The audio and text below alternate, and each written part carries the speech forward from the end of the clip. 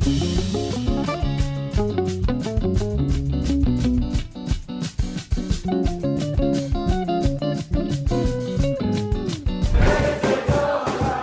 this gift does do is it gives us material for creating a new narrative in the Middle East.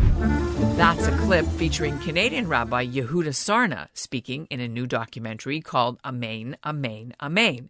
It tells the story of how the small but growing Jewish community in the United Arab Emirates donated a Torah scroll to the crown prince who leads the country.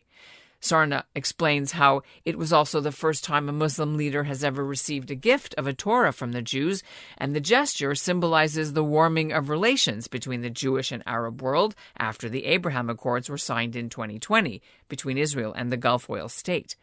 So why is he in the film?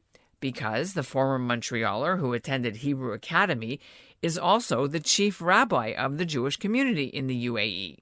It's a volunteer position he's held for nearly 3 years now, and is a natural progression of his involvement with the UAE's Jews that dates back over a decade, when he began traveling there as part of his job with New York University to help NYU open a campus in Abu Dhabi. Sarna isn't a pulpit rabbi in the UAE. Instead, his role is more like an ambassador or a diplomat, building bridges with the Arab leaders and overseeing the booming interest in everything Jewish that's now going on in that country. And he's consulting on the construction of the Emirates' massive Abrahamic family house project, which is set to open in the fall. The project will see a mosque and church and synagogue built on the same site as a beacon of understanding and tolerance between the three major Abrahamic religions. And by the way, the water in the synagogue's mikveh could even be sourced from Canadian glaciers. It's such a bold statement of the interrelationship between three world religions. You know, they're three separate buildings, but they are interconnected by these gardens. So it's a very powerful emblem for spirit of inclusiveness, interconnectedness, which frankly I think is exactly what the world needs. I'm Ellen Besner, and this is what Jewish Canada sounds like for Wednesday, January the 12th, 2022. Welcome to the CJN Daily, sponsored by Metropia.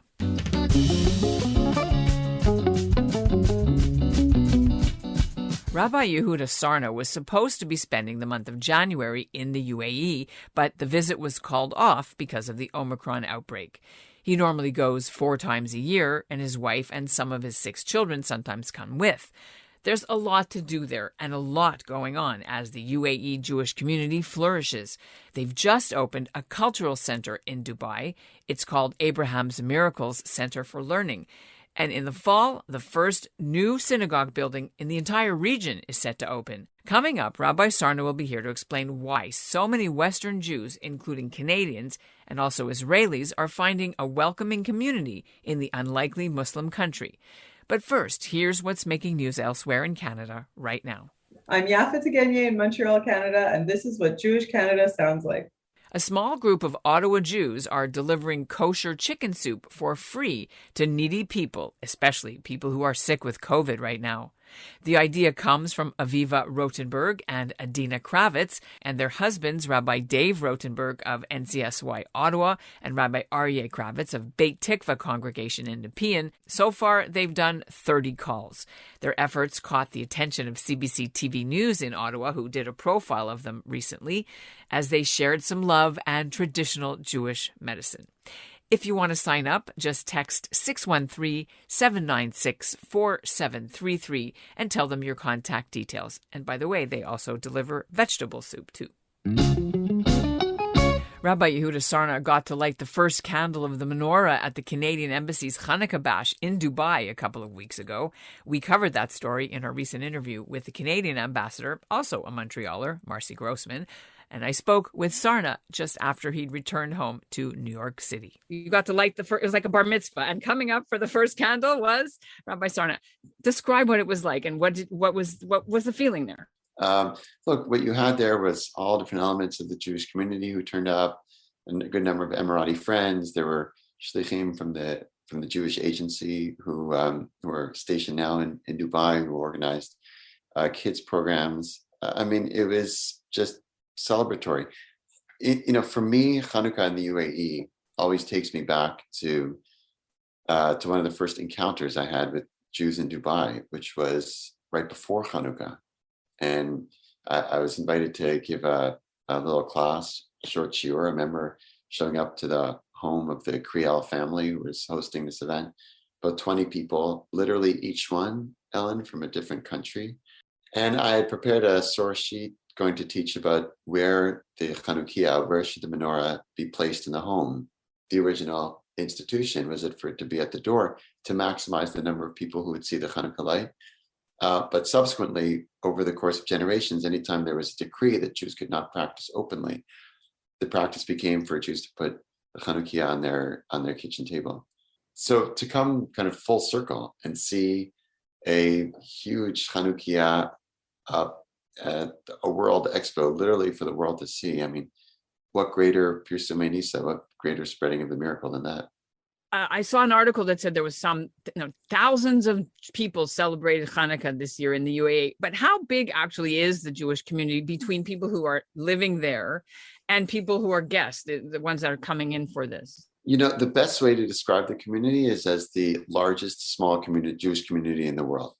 Okay, I say that because even though the number of Jewish residents is certainly increasing, probably doubled since before the Abraham Accords, from about 1,000 to about 2,000 now, but also welcoming close to 200,000 Israeli tourists, Jewish tourists from other parts of the world. And when I say tourists, some of those are people who are coming just once. Maybe it'll be the only time that they visit.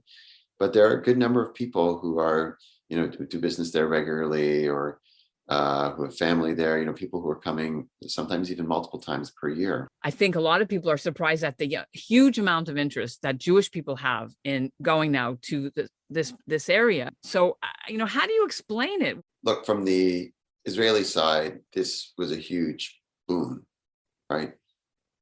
Peace with an Arab country, not just peace, but a warm peace, not just a warm peace, but a kind of unlocking of possibilities with other Arab countries, a milestone piece with the UAE signing the accords. From the UAE, it's really a different. It's comes from a different place. The UAE really sees itself, like I was telling you before, as a place that's open to 200. There are 200 different nations that have expats who live in the UAE. Its identity is so much about being integrated into the global economy, integrated into global culture. The key word was normalized, and any Emirati, person any member of the foreign ministry will say the same thing. They'll say that this agreement does not mean that it agrees with everything that Israel does, just like the Emiratis don't agree with many things that many countries do. And just like many countries don't agree with everything the Emiratis do.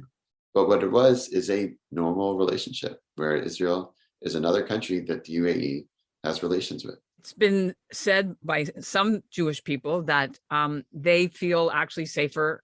And I think your wife even wrote about this. You schlepped, etrogs and lulavs to the airport, and nothing happened. No one threw stones or, did any, there was no issues. It's a very safe country. During this past May, when in every country where Jews live, virtually, including Canada, including the United States, right here in New York City, less than a mile away from where I'm sitting right now, Jews were being attacked online. Jewish people were being harassed because of the conflict. In the UAE, Jews felt safe. There were no anti-Semitic incidents, no restaurants being vandalized, or so it's a very safe country. And I want to talk about the synagogue life there. If you can describe, is it like what normative Ashkenazi synagogues look like, or is there anything particular about the JCC there? Yeah, I mean, I'd say at this point, there's not much normative. There's no, permanent synagogue building that's functioning. The only one that is on that trajectory is the Abrahamic family house that's being built. It's a government project that's being built in Abu Dhabi. It will be the first purpose-built synagogue, to be built in the whole area and along the whole region in a long time.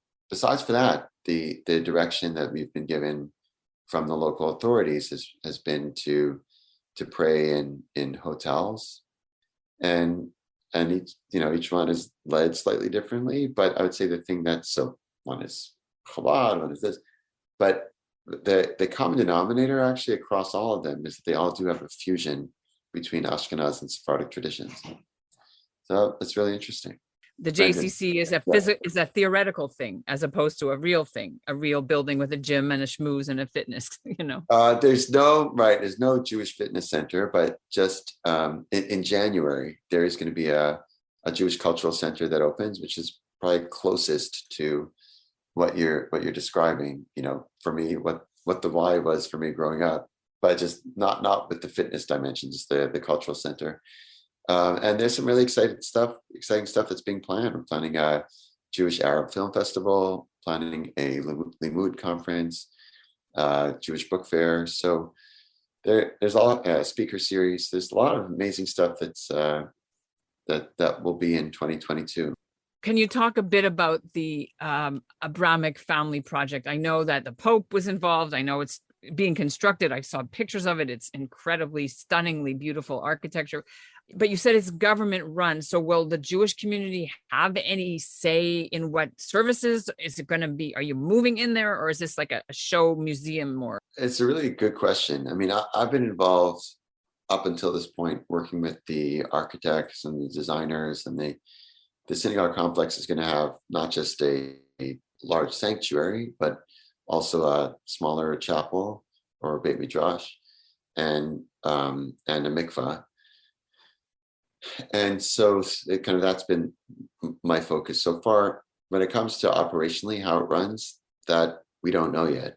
I think that there's still a lot of work that has to be done on that front. And so we'll see. But I think the idea is for each of the houses of worship to be living, breathing, not just showpieces, but for them actually to be a locus of community gathering. Last thing about the documentary, Amen, Amen, Amen. You had a role in that. Where is that Torah now? Is that going to be in the Abrahamic House Synagogue? Or? Well, the Torah was a gift to His Highness, the Crown Prince of Abu Dhabi. So it goes wherever His Highness says it'll go. It's a gift to him. The condition was that the Torah would also be in use by the Jewish community for the high holidays. And so we've done that twice already. So that seems to be working. And the ultimate resting place, we don't know exactly, but it will continue to be a Torah that's used, and a Torah that tells a very powerful story. I mean, for someone who is in a position such as the Crown Prince of Abu Dhabi to accept a gift like that, for a Jewish community to offer a gift like that, first Torah ever gifted to an Arab ruler, dedicated to an Arab ruler, it's beyond powerful. I mean, you see the footage from within the palace of the ceremony of His Highness approaching the Torah, asking questions to the scribe, Rabbi Vadi, who's serving then as, filling out the last letters. Really powerful. I got to tell you, being in the room, there were a few times when His Highness actually teared up. I mean, it was a very, very powerful, emotional ceremony. And